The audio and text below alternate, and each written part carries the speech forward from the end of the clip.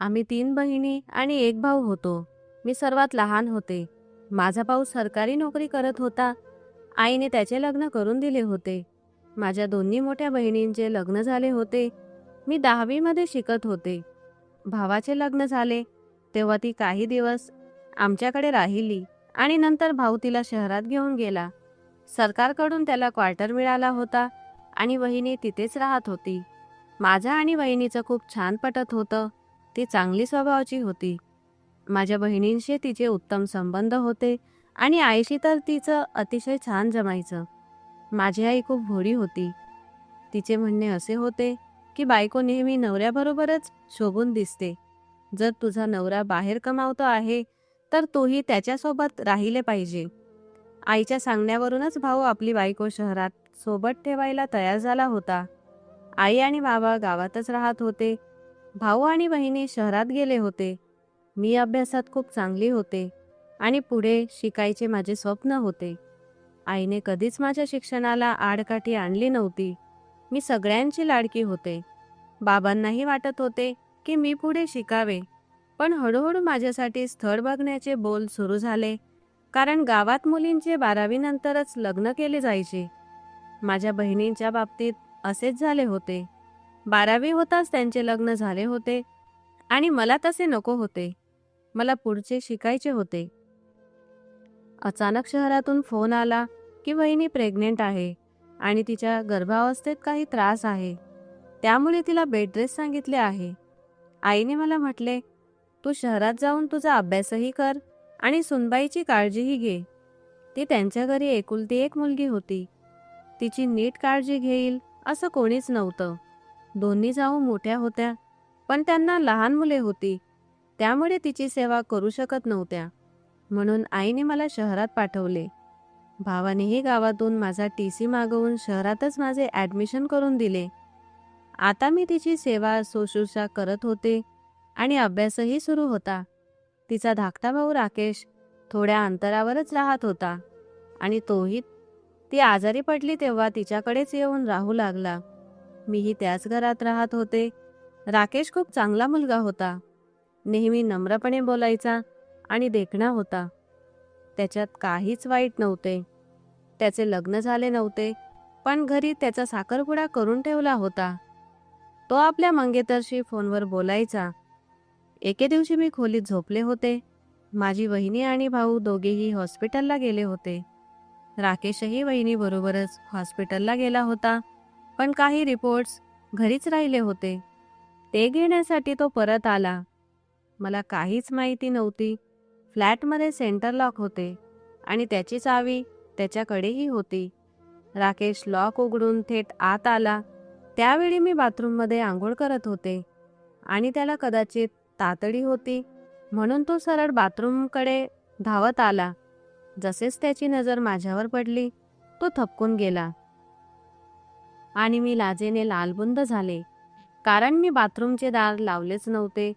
फ्लॅटमधले सर्व bathroom attach होते आणि अंघोळ, वस्त्रप्रावरणे सगळे त्यामध्येच होत असे. तो जागच्या जागी गोठून उभा होता आणि मी लाजेने गप्प झाले होते. मला राकेश आवडत होता, यात शंका नव्हती, पण त्याने मला ज्या अवस्थेत पाहिले ते त्यालाही गोंधळून टाकणारे होते. त्याने ताबडतोब डोळ्यांवर हात ठेवला आणि मागे वळत म्हणाला, सॉरी, मला माहिती नव्हतं तू आत आहेस. मला थोडं लवकर वॉशरूमला जायचं आहे. मी म्हणाले, काही हरकत नाही, पण ही गोष्ट आपल्या दोघातच राहिली पाहिजे. राकेशने मान डोलावली. मी लगेच कपडे घातले आणि त्याला फ्रेश होण्यासाठी आत पाठवले. जाताना त्याने एक चोरटी नजर माझ्याकडे टाकली. यात ना त्याची चूक होती ना माझी. सगळं पूर्णपणे अचानक घडलं. माझी चूक एवढीच की मी बाथरूमचे दार लावले नव्हते. राकेशला तातडी होती म्हणून अशी परिस्थिती निर्माण झाली, पण याच प्रसंगामुळे मी एका मोठ्या अडचणीत अडकणार आहे हे मला तेव्हा मुळीच माहीत नव्हतं. राकेश रिपोर्ट घेऊन हॉस्पिटलला निघून गेला आणि या घटनेला 2-3 आठवडे उलटले. वहिनीची तब्येत खूप बिघडली होती, म्हणून हॉस्पिटलने तिला ॲडमिट केले. तिला रक्ताची समस्या झाली होती आणि तिला ब्लड चढवले जात होते. भाऊ सतत तिच्याजवळ हॉस्पिटलमध्येच राहत होता. राकेशही परत आपल्या क्वार्टरमध्ये गेला होता. त्या दिवसानंतर त्याची भेट झाली नव्हती. बहुतेक तो खूपच लाजला होता. पण माझं लक्ष वारंवार त्या प्रसंगाकडेच जायचं. कसे त्याने मला डोक्यापासून पायापर्यंत अचानक पाहिलं होतं. काही दिवसांनी माझी परीक्षा सुरू झाली आणि वहिनीची तब्येतही सतत खराबच होती. सुट्टीच्या दिवशी माझा भाऊ वहिनीची पूर्ण काळजी घेत असे. माझे परीक्षा केंद्र आमच्या फ्लॅटपासून खूप दूर होते आणि माझे बरेच पेपर तिथेच होणार होते. त्यामुळे भावाने राकेशला मला परीक्षा केंद्रावर सोडण्याचे आणि परत आणण्याचे काम दिले. त्यानेही होकार दिला. त्या दिवशी माझा पहिला पेपर होता आणि राकेश मला परीक्षा केंद्रापर्यंत घेऊन गेला. मी खूपच घाबरलेली होते. एकतर परीक्षा, त्यात प्रथमच त्याच्यासोबत एकटे गेले होते. तो मला परीक्षा केंद्रावर सोडून म्हणाला, पेपर संपल्यानंतर मला फोन कर. त्याने स्वतःचा नंबर माझ्या मोबाईलमध्ये सेव्ह करून दिला. पेपर संपल्यावर मी त्याला फोन लावला, पण त्याचा फोन वारंवार बिझी जात होता. साधारण 15 मिनिटांनी त्याचा फोन आला. तो म्हणाला, सॉरी, माझी होणारी पत्नी फोनवर होती, तिच्याशी बोलत होतो. मी 5 मिनिटात पोहोचतो. आणि खरंच तो लगेच आला. आम्ही दोघे परत येत होतो. त्या दिवशी राकेशने त्या बाथरूमच्या प्रसंगाचा अजिबात उल्लेख केला नाही, पण मी मात्र ती घटना विसरू शकत नव्हते. अशाच रीतीने माझा शेवटचा पेपरही आला. तो मला घरी परत आणत होता. मी धीर करून त्याला विचारले, तुझ्या मंगेतरचा फोटो आहे का फोनमध्ये? तो हसत म्हणाला, अचानक तुला माझ्या मंगेतरची एवढी उत्सुकता का? मी म्हणाले, असं काही नाही, फक्त पाहायचं होतं ती कशी दिसते. तो म्हणाला, काही खास नाही. मग मी विचारले, राकेश, तुला ती खरंच आवडते का? तो म्हणाला, आईबाबांनी निवडली आहे, वाईट नाही, पण ती खूप फोन करते. दिवसातून कितीतरी वेळा फोन करते. सतत माझ्याबद्दलच जाणून घ्यायचं असतं. कधी कधी मी तिचा फोन उचलतही नाही. खूप त्रास होतो. मी शांत झाले. त्याने मग मला तिचा फोटो दाखवला. ती दिसायला फारशी खास नव्हती. माझ्या वहिनीलाही ती मुलगी अजिबात आवडत नव्हती. ती त्यांच्या गावातीलच असल्यामुळे आणि जरा उर्मट स्वभावाची असल्यामुळे वहिनी त्याच्या साखरपुड्यालाही गेली नव्हती. तरी राकेशकडे काही पर्याय नव्हता. घरच्यांनी त्या मुलीशी त्याचं नातं ठरवून दिलं होतं. साखरपुड्याला 2 वर्ष झाली होती.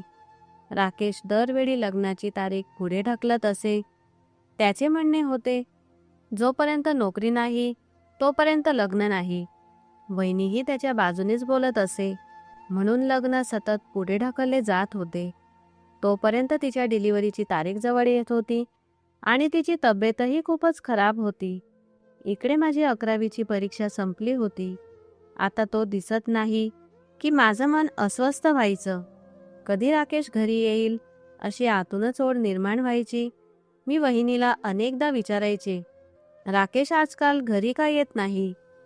त्याचा नंबर माझ्याकडे होता, म्हणून मी त्याला फोनवरही बोलायचे. पण फोनवर आमचं खूप कमी बोलणं व्हायचं, कारण त्याच्या मंगेतरबाबत त्याने सांगितलेल्या गोष्टी माझ्या मनात यायच्या. ती त्याला सतत फोन करायची आणि त्याला ते अजिबात आवडत नसे. म्हणून मीही त्याला फार फोन करायला धजत नव्हते. वहिनी पुन्हा हॉस्पिटलमध्ये ॲडमिट झाली होती. तिच्या डिलिव्हरीची तारीख जवळ येत होती. त्यामुळे राकेशही आमच्या घरी येऊन राहू लागला.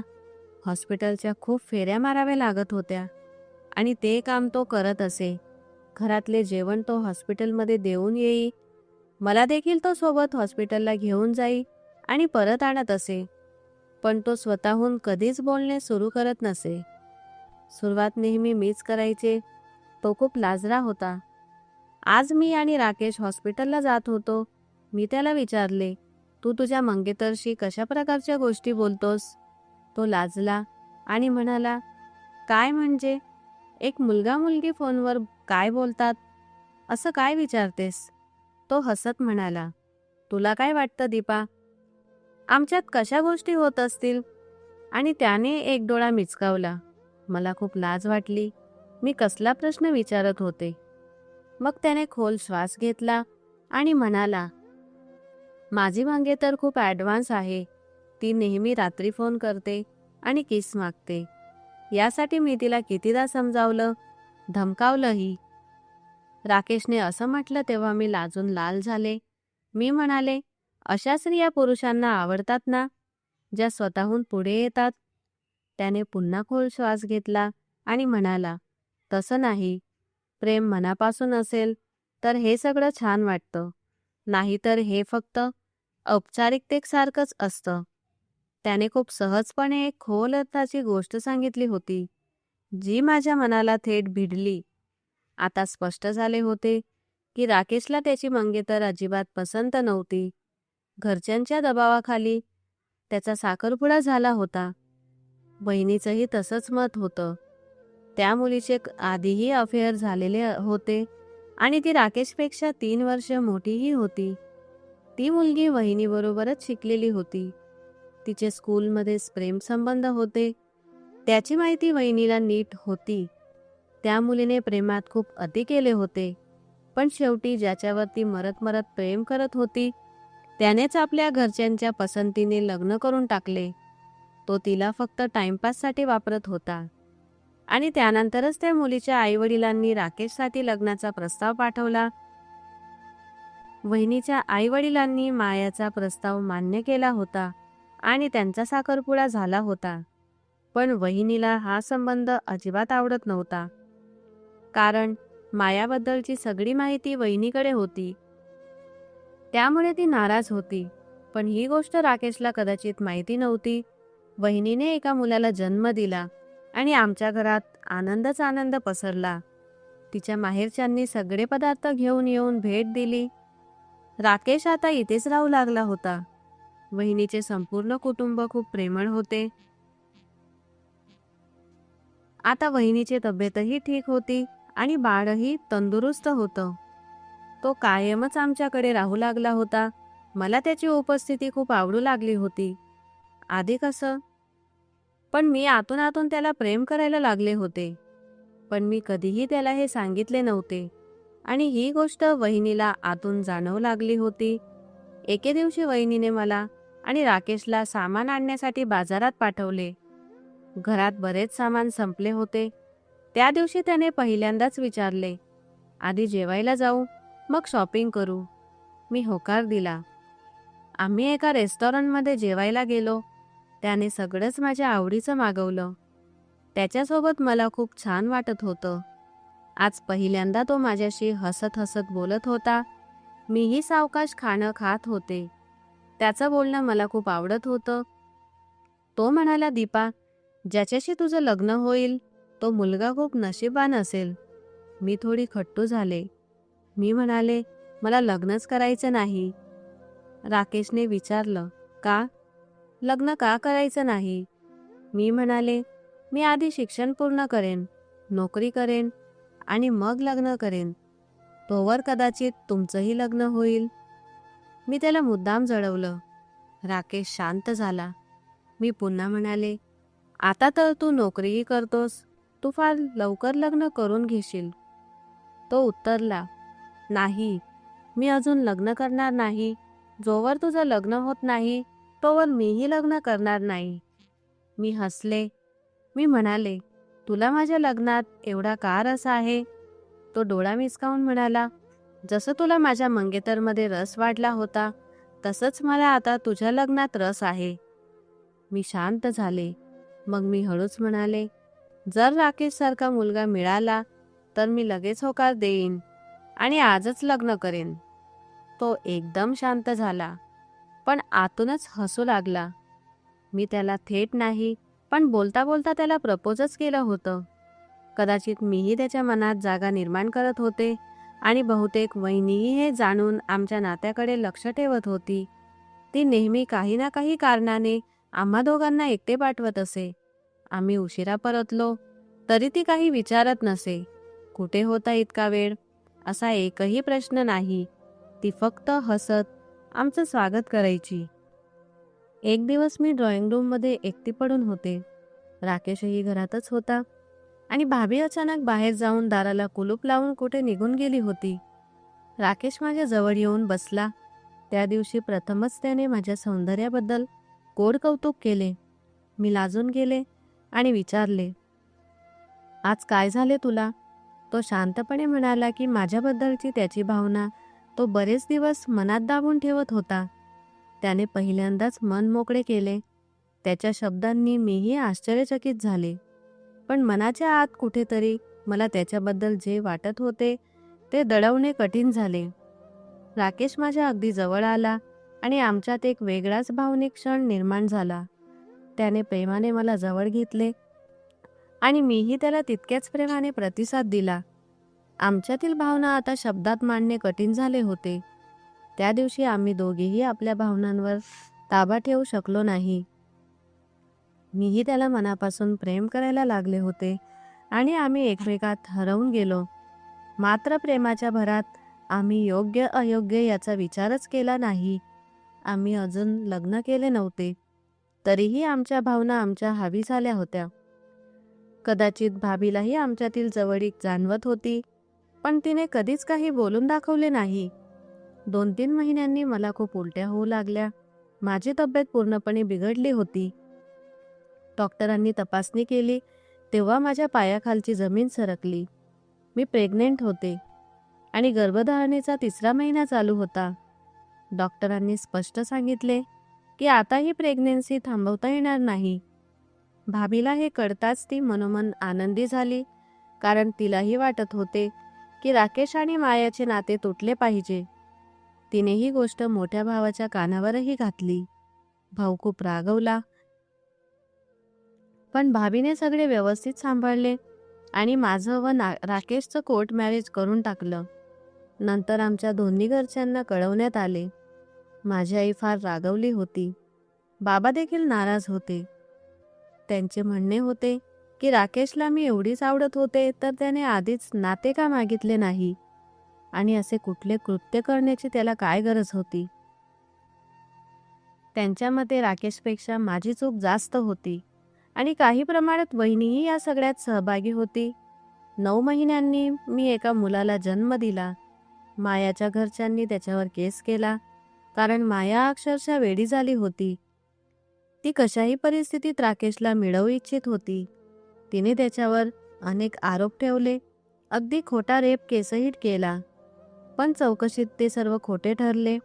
तिने वहिनी आणि भावावरही केस टाकला. माया तर आमच्या घरी येऊन बसली होती. तिचा आरोप होता की आम्ही सगळ्यांनी मिळून तिची फसवणूक केली. विवाहाचे आमिष दाखवून हुंड्याची मागणी केली, जे पूर्णपणे खोटे होते. पण तिच्या वकिलांनी केस फार गुंतागुंतीचा बनवला. आम्ही कोर्ट कचेरीत फेऱ्या मारून थकलो. मायाचे एकच म्हणणे होते की तिलाही राकेश सोबत राहायचे आहे, पण तो तयार नव्हता. हिंदू कायद्यानुसार त्यांचा विवाह शक्यच नव्हता. या केस प्रकरणात मी खूप त्रस्त झाले. माझा भाऊ आणि वहिनी मात्र मला पूर्ण आधार देत होते. दर तारखेला ती नवा आरोप लावत असे आणि केस लांबणारीच होती. दिवस जात गेले. माझा मुलगाही 5 वर्षांचा झाला. आमच्या कुटुंबियांनी आमचा विवाह हिंदू रीतिरिवाजाने पुन्हा करून दिला, जरी कोर्ट मॅरेज आधीच झाले होते. मी राकेशची पहिली आणि शेवटची पत्नी ठरले. तोही मला मनापासून प्रेम करू लागला, पण कदाचित देवाला हे नाते मान्य नव्हते. लग्नाला 6 वर्ष झाली आणि त्याला कॅन्सर झाला. आम्हाला कळेपर्यंत त्याचा स्टेज शेवटपर्यंत पोहोचला होता. माझे जग उद्ध्वस्त झालं होतं. काही दिवसांच्या आजारपणातच राकेश मला कायमचा सोडून गेला होता, पण त्याच्या आठवणी मात्र मागे राहिल्या होत्या. आता मायाचा केसही संपला होता. या 6 वर्षात मी खूप त्रास सहन केला. केस, कचेरी, मग नवऱ्याची तब्येत खालवणे आणि शेवटी त्याचे माझ्या आयुष्यातून निघून जाणे, या सर्वांनी मला पूर्णपणे एकटी पाडले होते. मी कधी स्वप्नातही विचार केला नव्हता की माझ्यासोबत असे काही घडेल, पण कदाचित देवच प्रत्येकाचं नशीब लिहितो आणि माझं नशीबही त्यानेच लिहिलं होतं. माझी वहिनीही माझ्या दुःखाने खचली होती. भाऊ देखील खूप व्यथित होता. इतक्या तरुण वयात मी विधवा झाले होते आणि माझा मुलगा 6 वर्षांचा होता. आयुष्य जगण्यासाठी मी नोकरी शोधली. माझा मुलगा वहिनीच्या जवळ माझ्या भाच्यासोबत खेळत असे. काही दिवसांनी राकेशचे दुःख थोडे कमी झाले. माझी मोठी बहीण, जी परदेशात राहत होती, ती अनेक वर्षांनी काही दिवसांसाठी भावाच्या घरी आली होती. तिची मुलेही मोठी झाली होती. तीही माझ्या दुःखात सामील झाली होती. तिने आईला सांगितले की ती मला परदेशात घेऊन जाईल. कदाचित तिथे माझे भविष्य चांगले होईल.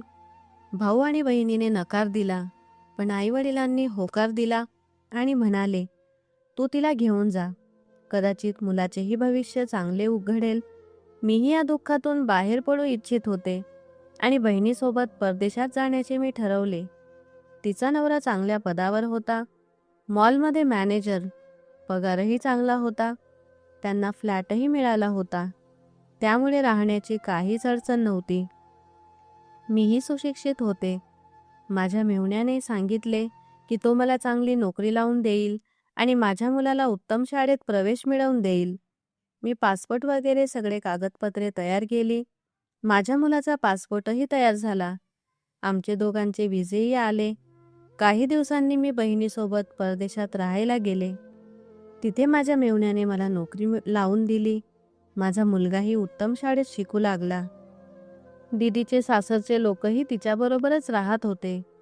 तिचा एक दीर होता, संदीप, जो डिवोर्स झालेला होता. तोही त्यांच्यासोबतच राहत होता आणि माझ्या मेहुण्यासोबतच मॉलमध्ये नोकरी करत होता. मीही त्या मॉलमध्येच काम करू लागले. संदीप माझ्यापेक्षा सिनियर होता आणि तो माझ्याशी खूप आदराने नम्रपणे बोलत असे. काही महिन्यांपूर्वीच त्याचा घटस्फोट झाला होता. त्याला मूल नव्हते. त्याने लव्ह मॅरेज केले होते, पण त्याच्या पत्नीच्या अफेअरमुळे त्याने तिला घटस्फोट दिला होता आणि त्यांना विभक्त होऊन 2 वर्ष झाली होती. मीही आता नोकरी करत होते. पगार चांगला होता आणि माझा मुलगा लकीही उत्तम शाळेत शिकत होता. माझ्या मेहुण्याने मला वेगळा फ्लॅट घेऊन दिला होता. त्या फ्लॅटमध्ये मी माझ्या मुलासोबत राहत असे आणि संदीप मेहुण्यांसोबत राहायचा. दर रविवारी मी मुलाला घेऊन दीदीच्या घरी जायची. तोही दिवसभर घरीच असायचा. मी जेव्हा दीदीच्या घरी जायचे तेव्हा तो माझ्या मुलासोबत खूप मोकळेपणाने खेळायचा. माझा मुलगाही त्याला खूप पसंत करू लागला होता. तो जेव्हा मोकळा असायचा तेव्हा संदीपशी फोनवर बोलत राहायचा. तो नेहमी माझ्या मुलाकडून माझ्याबद्दलच्या सगळ्या गोष्टी जाणून घ्यायचा. मला मात्र याची कल्पना नव्हती की संदीप आणि माझा मुलगा फोनवर बोलतात आणि माझ्याबद्दलच्या सगळ्या गोष्टी त्याला माहीत आहेत. माझी आवड निवड, स्वभाव, सवयी सर्व काही त्याला आधीच कळले होते. मी जेव्हा दीदीच्या घरी जायचे तेव्हा तो नेहमी माझ्या आवडीचेच जेवण बनवायचा. दीदी आणि मेहुणे दोघेही मनोमन हेच इच्छित होते की आमचे लग्न व्हावे, पण मी कधीच त्या नजरेने संदीपकडे पाहिले नव्हते. जेव्हा जेव्हा सुट्टी असायची, दीदी आणि जिजाजी दोघेही काहीतरी कारण सांगून मुलांसह बाहेर निघून जायचे, पण मला हे काहीच समजत नव्हते. मात्र संदीप मनोमन माझ्यावर प्रेम करू लागला होता. एके दिवशी दीदी आणि जिजाजी माझ्या मुलालाही सोबत घेऊन गेले. घरात फक्त मी आणि संदीप असेच 2 जण होतो. त्या दिवशी पहिल्यांदा त्याने मला आपल्या मनातील भावना सांगितली. मला लगेच तो दिवस आठवला जेव्हा पहिल्यांदा राकेशने मला प्रपोज केले होते. अगदी तसाच आजचा दिवस वाटत होता. मी काही बोलू शकले नाही, फक्त त्याच्याकडे पाहत राहिले. त्याने शांतपणे विचारले, तू माझ्याशी लग्न करशील का? मी तुमची दोघांची काळजी स्वतःपेक्षा जास्त घेईन. लकी तर माझ्याशी खूप मोकळा झालाय. तुला काही त्रास होणार नाही. मी काही क्षण काहीच समजू शकले नाही. थोड्या वेळाने मी हळूच म्हणाले, संदीप, माझ्या नवऱ्याला या जगातून जाऊन फार दिवस झालेले नाही. मी अजूनही त्याला मनातून काढू शकलेले नाही. मला थोडा वेळ हवा आहे. मी विचार करीन. तो म्हणाला, काही हरकत नाही. तुला जितका वेळ हवा आहे तितका घे. मी तुमची वाट पाहीन. दीदी आणि जिजाजी परत आले तसे मीही माझ्या फ्लॅटवर गेले. पूर्ण रात्र मी त्याच्याबद्दल विचार करत बसले. मी माझ्या मुलाशी देखील बोलले. तो म्हणाला, संदीप अंकल मला खूप आवडतात. जर ते माझे पापा झाले तर अजूनच मजा येईल. मी त्यांच्यासोबत खूप गेम खेळेन. तू मावशीच्या घरून मला घेऊन येतेस तेव्हा माझा गेम अर्धाच राहतो. पण ते पापा झाले तर मी त्यांच्यासोबत रोज खूप गेम खेळेल. माझा मुलगा लकीच्या बोलण्याने मी विचारात पडले. त्याला बाबा नसल्याची कमी जाणवत होती. तो वडिलांना मिस करत होता. मग मी आईला फोन करून सगळे सांगितले. आई वडील तर लगेच तयार झाले. माझ्या आई वडिलांनीही हे ऐकून खूप आनंद व्यक्त केला. ते म्हणाले, ही तर खूप चांगली गोष्ट आहे. अखेर तू किती दिवस एकटी राहणार? वेळ आली आहे पुन्हा आयुष्य सुरू करण्याची. आईने लगेच वहिनीला फोन लावला. भाऊ आणि वहिनी दोघेही तयार होते. त्यांनीही सांगितले, दीपा जर इच्छित असेल तर ती संदीपशी लग्न करू शकते. आम्हाला काही हरकत नाही. माझ्या घरी तर दीदी आणि जिजाजी आधीपासूनच तयार होते. पण माझे डोके मात्र काही काम करत नव्हते. मला समजत नव्हते की मला लग्न करावे की नाही. मी माझे वैवाहिक आयुष्य फक्त 6 वर्ष जगले होते आणि तेही खूप संघर्षात. आधी केस, कोर्ट आणि त्यानंतर माझ्या पतीची तब्येत बिघडत गेली आणि शेवटी ते मला एकटी सोडून गेले. आयुष्यात काय चांगले, काय वाईट याची मला काहीही समज उरली नव्हती. पुढे उभ्या असलेल्या आयुष्याबद्दल मी संभ्रमात होते. मी तर संदीपला जणू वाट पाहण्याच्या चुलीवर लटकवून ठेवले होते. पण मी माझ्याबाबत खोलवर विचार करत होते. तो माझ्यासाठी योग्य ठरेल का? मी कोणाशीही लग्न केले असते तर तो माणूस कदाचित घटस्फोटीत असेल, त्याची मुलेही असतील, पण तो तर सिंगल होता. हो, तो घटस्फोटीत होता, पण मला मनापासून प्रेम करू लागला होता. ही गोष्ट स्वीकारायला मात्र मला पटकन झालं नाही. मी 2 वर्ष सतत विचार करत राहिले. या 2 वर्षात मी पाहिलं की तो माझ्या खूप जवळ येऊन पोचला आहे. तो आता माझ्या फ्लॅटपर्यंतही यायला लागला होता. माझ्या मुलासोबत तासनतास खेळत असे आणि मला जवळ करण्याचा प्रयत्नही करत असे. एकदा माझी तब्येत खूप बिघडली. मी मॉलमधून रजा घेतली. संदीपला समजताच तो संध्याकाळी ताबडतोब माझ्या फ्लॅटवर आला. त्याने मला डॉक्टरकडे नेले. डॉक्टरांनी खूप तीव्र ताप आहे आणि पाण्याच्या पट्ट्या करायला सांगितले. तो माझ्या शेजारी बसून माझ्या कपाळावर पट्टी ठेवत होता. दीदीही तेवढ्यात माझ्या घरी आली. तिने पाहिले की तिचा देवर माझी इतक्या मनापासून सेवा करत आहे, तर ती माझ्या मुलाला घेऊन आपल्या घरी निघून गेली, मला आणि संदीपला एकटी सोडून. त्या दिवशी मला जोराचा ताप होता. त्याने माझ्यावर 2-3 रजाई घातल्या, तरीही ताप उतरत नव्हता. मी थरथर कापत होते. ते पाहून तो पटकन माझ्या रजाईत शिरला आणि मला घट्ट कवटाळून झोपवले. काही वेळाने माझे कापरे थांबले, अंगाला ऊब मिळाली. मी इतक्या जवळून त्याला पाहिले तेव्हा नकळत मीही त्याच्याच हातीत चेहरा लपवला. तो वारंवार मला विचारत होता, दीपा, तू ठीक आहेस ना? मीही त्याच्याजवळ शांतपणे पडून राहिले. त्या रात्री तो माझी मनापासून सेवा करत होता. माझे कपाळ धरून माझा ताप कमी करण्यासाठी तो सतत काळजी घेत होता. माझा त्रास बघून तो बेचैन झाला होता. हळूहळू मला ऊब येऊ लागली, कापरे कमी झाले आणि मी त्याच्या जवळ असताना सुरक्षित वाटू लागले. कित्येक दिवसांनंतर मला कोणाच्या मिठीत अशी शांती जाणवत होती. त्या रात्री मी लक्षात घेतले की संदीप मला फक्त काळजीपोटी जवळ करत होता. माझी तब्येत सुधारावी म्हणूनच तो माझ्या बाजूला बसून होता. त्याच्या त्या मायेने माझे मन हलके झाले. मला जाणवले की तो मला मनापासून समजून घेतो. माझ्या आणि माझ्या मुलाच्या आयुष्यात खरोखरचा आधार बनू इच्छितो. त्या रात्री मी मनोमन स्वीकारले की माझ्यासाठी तोच योग्य माणूस आहे. काही दिवसांनी मी त्याच्याशी लग्न करण्याचा निर्णय घेतला. आमचे लग्न अतिशय साधे पण प्रेमाने भरलेले झाले. लग्नानंतर संदीप मला राकेशपेक्षाही जास्त जपायला लागला. मला कधी वाटले नव्हते की माझ्या आयुष्यात पुन्हा असे कुणाचे प्रेम मिळेल. कदाचित देवाने माझ्या आयुष्यातील रिकामेपणा भरून काढण्यासाठी त्याला पाठवले असावे. लग्नाला 10 महिने झाले आणि मी पुन्हा आई झाले. यावेळी एका सुंदर मुलीची. तो आनंदाने म्हणाला, आपलं कुटुंब आता पूर्ण झालं. त्याने कधीही माझा मुलगा लकीला सावत्र मुलगा असल्याचे जाणवू दिले नाही. उलट त्याच्यावर तो आपल्या स्वतःच्या मुलासारखे प्रेम करत होता. माझे सगळे घरचेही त्याच्यावर खूप खुश होते. लग्नानंतर आम्ही दोघे परदेशात स्थायिक झालो आणि आमचे सांसारिक आयुष्य खूप सुंदर चालले आहे. आज मी मागे वळून पाहते तेव्हा वाटते, मी संदीपशी लग्न करून चुकीचा नव्हे तर योग्य निर्णयच घेतला. माझे आयुष्य, माझा मुलगा आणि आता माझी मुलगी सगळे आनंदात आहेत. देवाने मला दुःखानंतर इतके मोठे सुख दिले, याबद्दल मी रोज देवाचे आभार मानते. देव सर्वांच्या आयुष्यात अशाच आनंदाच्या क्षणांचा वर्षाव करो. तर मित्रांनो, या कथेबद्दल तुमचं काय मत आहे कमेंटमध्ये नक्की सांगा. आणि कथा चांगली वाटली असेल तर लाईक करा.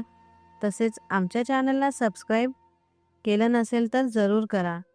पुन्हा भेटूया एका नवा प्रेरणादायी कथेसोबत. धन्यवाद.